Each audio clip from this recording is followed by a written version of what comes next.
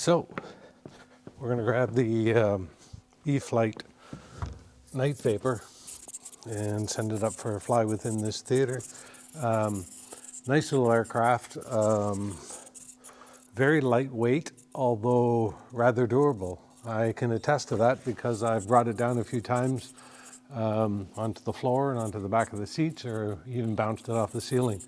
And so far so good, no issues, prop hasn't been affected at all, and it continues to fly really well. So let's put this up while I still have some battery power in my receiver or transmitter. I'm using the NX8, by the way. So here we go.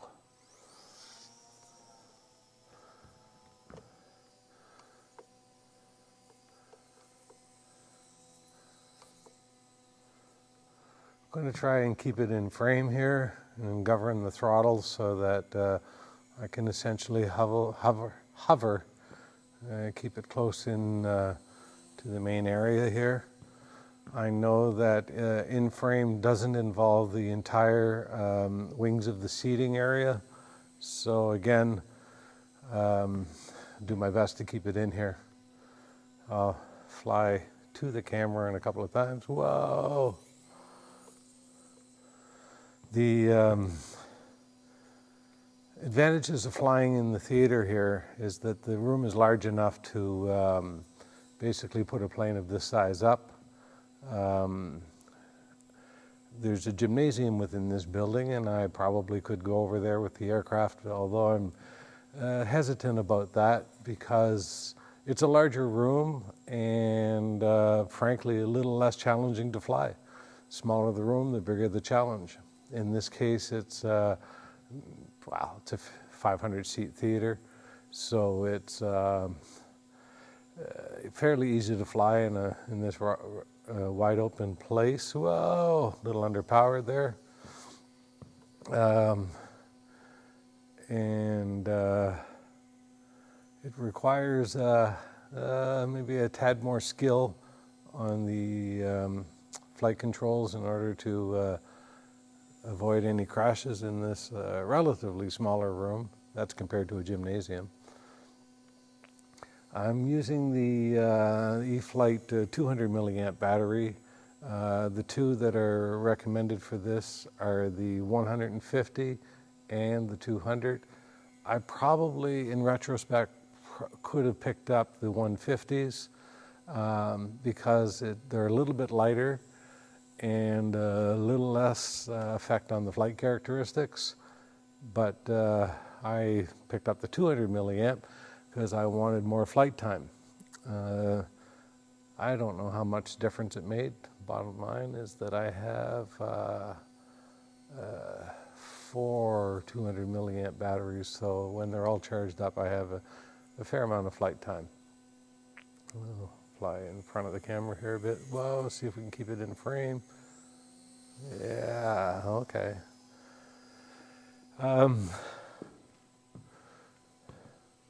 The only, I wouldn't want to fly it outdoors unless it was a very calm day or evening.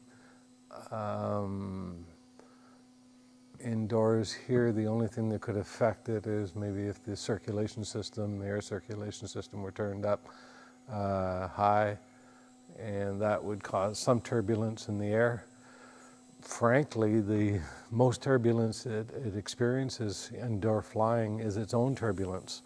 So you start to do short figure eights and you'll figure out rather quickly that it's causing its own wind turbulence. It's a great little flyer, and I'm going to try to slow it down here as I come back and whoa, zip past in front of plane. Notice that when I underpower, it just barely holds itself up, so I have to throttle up.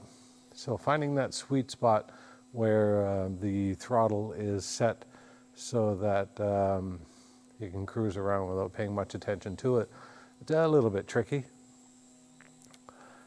but it's a really fun flyer. It's an excellent little flyer in order to practice for the, get the chops up for the upcoming flying season. This is northern New Brunswick, or I live in northern New Brunswick, and let's just say we are inundated with snow. We know what it is to get lots of snow here in northern New Brunswick, essentially because it very seldom through the winter goes through any kind of meltdown. So whatever accumulation that we get stays. To make a long story short, we still have lots of snow on the ground, and today's date is the 26th of March. So it's generally towards the end of April into early May before we can find any flying fields that are accessible without pontoons for snow flying or whatever, which I've done none of this year or ever. I do have pontoons on a couple of my aircraft, and I'm sure I could pull it off. It's more laziness than anything. Okay, so I'm going to bring it around slow and come in for a landing on the stage that you can't see.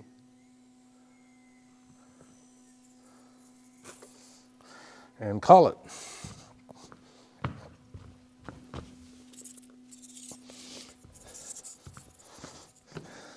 Again, let's have another quick peek at this. It's the Night Vapor by Efilte.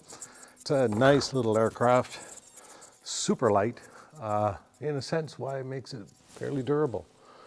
Battery has a tendency of falling out of its slot because the Velcro is less than effective in holding it in there firmly.